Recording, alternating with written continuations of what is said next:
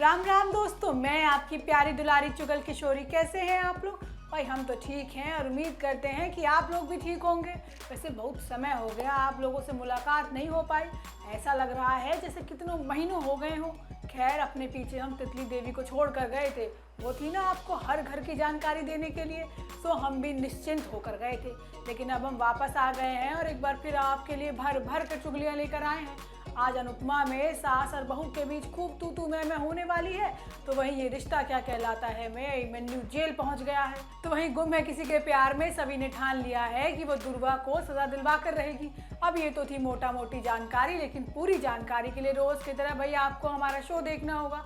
तो चलिए पहले अनुपमा के घर चलते हैं और जानते हैं कि वहाँ कौन सी नई खिचड़ी पक रही है।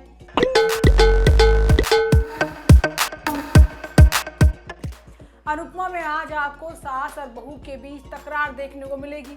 अब डिम्पी अपने मुंह से जहर उगलने वाली है, तो अनुपमा ने भी उसके पेच टाइट कर दिए हैं। हालांकि डिम्पी ठहरी बेशरम और वो कहाँ ही अपना मुंह बंद करने वाली है इस बार। लेकिन बा को मौका मिल गया है डिम्पी को खूब ताने मारने का। लेकिन डिम्पी तो घर में सबको एक सांप ही बता देती है। अब सबका पारा गर्म है और अनुपमा ने इस बार घर की कमान अपने हाथों में ले ली है। होता ये है कि डिम्पी अपनी गाड़ी और नई नौकरी की धौंस हमेशा की तरह घर वालों पर दिखाती है। लेकिन डिम्पी और समर दोनों को झटका लगता है जब मालती देवी का एक आदमी उन्हें लेटर देने आता है। अब उस लेटर में लिखा है कि भाई दोनों को नौकरी से धक्के मार कर निकाल दिया है और अब गाड़ी भी वापस मंगवाई गई है। अब ये सुनकर डिम्पी और समर दोनों के चेहरों की चमक उड़ जाती है और डिम्पी तो बेचारी बौखला ही जाती है। पहले तो वो चाबी देने से इनकार करती है, लेकिन फिर वो शख्स है ना वो पुलिस बुलाने की धमकी देता है। अब बेचारी डर के मारे चाबी दे भी देती है। अब बा भी मजे लेती है कि अभी तक सुदर्शन चक्र की तरह चाबी को घुमा रही थी, लेकिन देखो 1 मिनट में सब कुछ फुर हो गया। अब डिम्पी अपना सारा गुस्सा अनुपमा पर निकालने वाली है और अनुपमा शाह हाउस पहुंचती है, जहां डिम्पी पहले से ही राशन पानी लेकर तैयार है। अब अनुपमा उसे आराम से बात करने के लिए कहती है, लेकिन डिम्पी अनुपमा से बदसलूकी पर उतर आती है। वो कहती है कि आपकी वजह से मालती देवी ने हमें धक्के मारकर नौकरी से निकाल दिया। वैसे भी आप हमारी खुशी में खुश कहाँ थी, लेकिन हमारी नौकरी खाने की क्या जरूरत थी। अब इतना कहने के बाद अनुपमा डिम्पी की क्लास लगाती है कि किसने हक दिया सबसे बदतमीजी करने का। नौकरी गई है तुम दोनों की, और वो भी तुम्हारी करनी की वजह से। लेकिन मालती देवी ने अपना असली रूप आखिर दिखा ही दिया। लेकिन समर भी इस मौके पर डिम्पी का साथ देता है और अपनी माँ से ही कहता है कि मम्मी आपने तो सब कुछ बर्बाद कर दिया, पहले पापा और अब आप, अब सब कुछ खत्म कर दिया।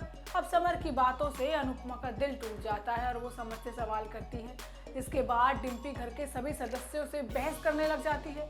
अब अनुपमा डिम्पी के गाल पर एक चांटा जड़ने वाली है और दोनों को ही घर से बाहर का रास्ता दिखा देगी। लेकिन डिम्पी भी ढीटों की तरह घर से बाहर जाने से मना कर देगी। लेकिन अनुपमा तो इसका तोड़ निकाल के डिम्पी को ऊपर वाले फ्लोर पर शिफ्ट कर देगी। वहीं ये रिश्ता क्या कहलाता है में अक्षरा को झटका लगने वाला है, तो अभिमन्यु सलाखों के पीछे पहुंच गया है। कुछ ही पलों में बताओ अक्षरा के साथ तो क्या क्या हो गया। बेचारी पहले अपने बच्चे के लिए तड़प रही थी, लेकिन अब तो उसे जिंदगी भर अपने पति से अलग रहना होगा। देखो ये तो हम आपको पहले ही बता चुके हैं कि अभिनव की मौत होने वाली है और उसका इल्ज़ाम अभिमन्यु पर लगा है। मनीष और मुस्कान तो अभिमन्यु के पीछे पड़ गए हैं, जबकि हम लोग तो जानते हैं कि जो हुआ वो हादसा था, साजिश नहीं। लेकिन आज के एपिसोड में होता ये है कि मुस्कान अभिमन्यु पर इल्ज़ाम लगाती है कि उसने अभिनव को खाई से धक्का दे दिया और वो ही उसे अपने साथ पहाड़ी पर लेकर गया था। अब ये सच सुनकर अक्षरा के भी होश उड़ जाते हैं, क्योंकि बेचारी को कुछ ऐसी उम्मीद ही नहीं थी। अब कायरा भी मुस्कान को समझाने की कोशिश करता है, लेकिन वो तो कुछ भी सुनने के मूड में ही नहीं है। इसी बीच मनीष भी आकर खुलासा करता है कि खुद उसने अपनी आंखों से देखा है अभिमन्यु को अभिनव जी को धक्का देते हुए, वो भी खाई से। अब अक्षरा ये सच सुनकर टूट जाती है। तभी मंजरी आकर अभिमन्यु का सपोर्ट करती है, लेकिन मुस्कान कहती है कि अगर शराब ही पीनी थी तो वहाँ रिजॉर्ट में रहकर भी पी जा सकती थी। लेकिन अभिमन्यु जानबूझकर अभिनव को खाई के पास ले गया ताकि धक्का मार सके। अब इस बात को लेकर दोनों परिवार आपस में भिड़ जाते हैं, लेकिन अक्षरा के बारे में तो कोई सोचता ही नहीं है। अब जिसके बाद अक्षरा अभिमन्यु पर फट पड़ती है।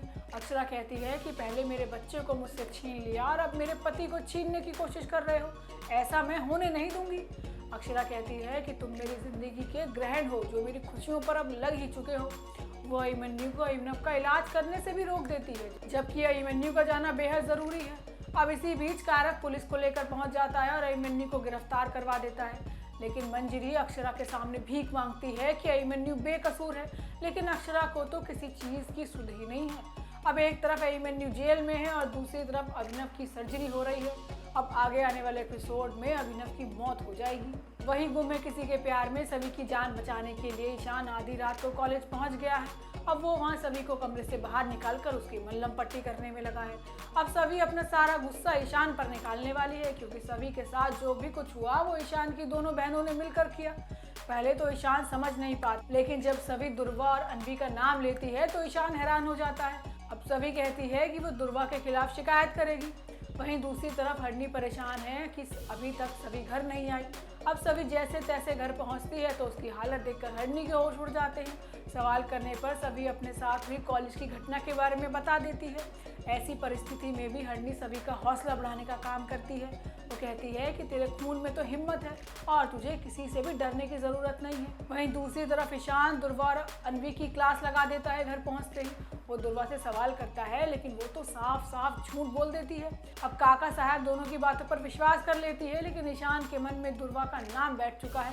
अब वो सच्चाई पता लगा कर रहेगा, लेकिन काका साहब भी कोई षड्यंत्र रखकर ईशान को इस घटना से दूर करने की कोशिश करेगी। तो अब देखना होगा कि ईशान के सामने कब तक दुर्वा की सच्चाई आ सकती है। तो दोस्तों, ये तो थी आज के तीनों सीरियल्स की पूरी जानकारी। आपको हमारा शो कैसा लगा हमें लाइक कमेंट करके ज़रूर बताइएगा। और अगर आपने हमारे चैनल को सब्सक्राइब नहीं किया है ना, तो अभी जाकर वो घंटी का बटन दबा दीजिएगा। आपसे फिर मिलने आएंगे कल ढेर सारी जानकारी लेकर। राम राम।